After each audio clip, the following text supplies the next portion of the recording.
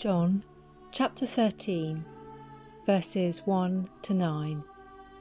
A journey of vulnerability. Before the Passover celebration, Jesus knew that his hour had come to leave this world and return to his Father. He had loved his disciples during his ministry on earth, and now he loved them to the very end. It was time for supper, and the devil had already prompted Judas, son of Simon Iscariot, to betray Jesus. Jesus knew that the Father had given him authority over everything, and that he had come from God and would return to God. So he got up from the table, took off his robe, wrapped a towel around his waist, and poured water into a basin. Then he began to wash the disciples' feet, drying them with the towel he had around him. When Jesus came to Simon Peter, Peter said to him, "Lord, are you going to wash my feet?" Jesus replied, "You don't understand now what I am doing, but someday you will." "No," Peter protested. "You will never, ever wash my feet." Jesus replied, "Unless I wash you, you won't belong to me." Simon Peter exclaimed, "Then wash my hands and my head as well, Lord, not just my feet."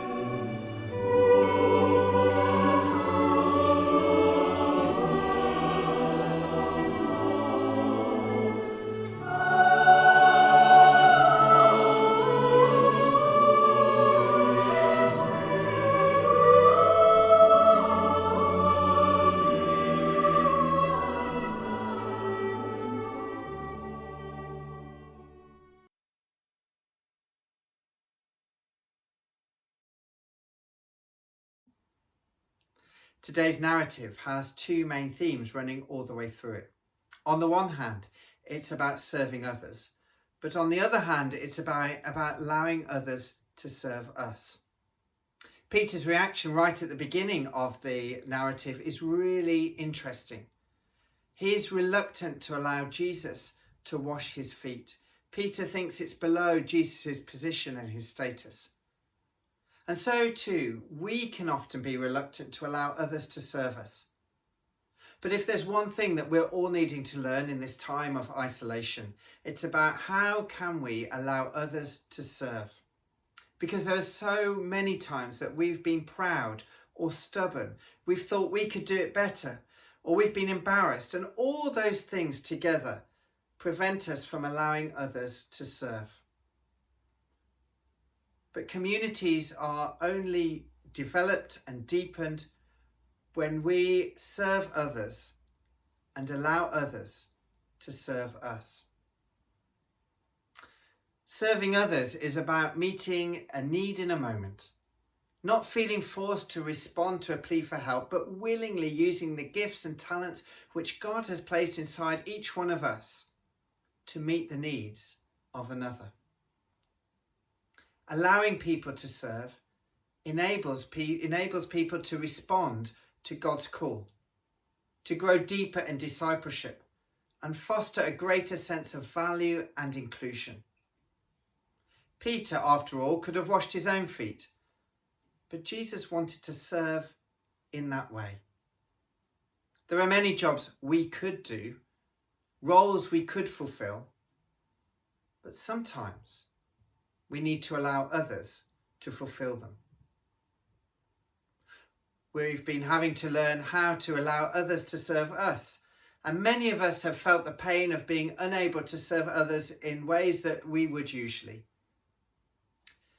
But I have come to realise afresh that service is more than simply meeting a physical need, but also it's about meeting people's emotional and spiritual needs too.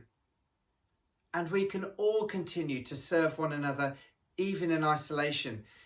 It may just be the case that we need to find new creative ways of doing that.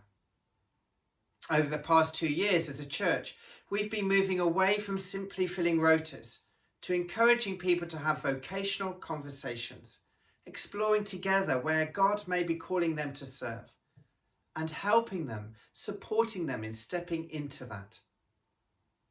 It's when we all serve and allow others to serve that we grow stronger as a church. It was Mother Teresa who said, "I can do things you cannot, and you can do things I cannot, and together we do great things."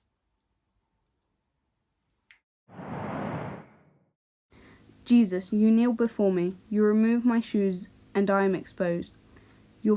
My feet are grimy, full of calluses and cracks, pungent with sweat and dust. I'm embarrassed by them. I pull back, but you reassure. You're not offended. I feel welcome in your hands, vulnerable yet safe. The cleansing begins. I see your reflection in the ripples. I see me too. Your water brings truth and life, who I am and who I can be. I am whole and home in the touch, the towel. You look at my neighbour and hand it to me.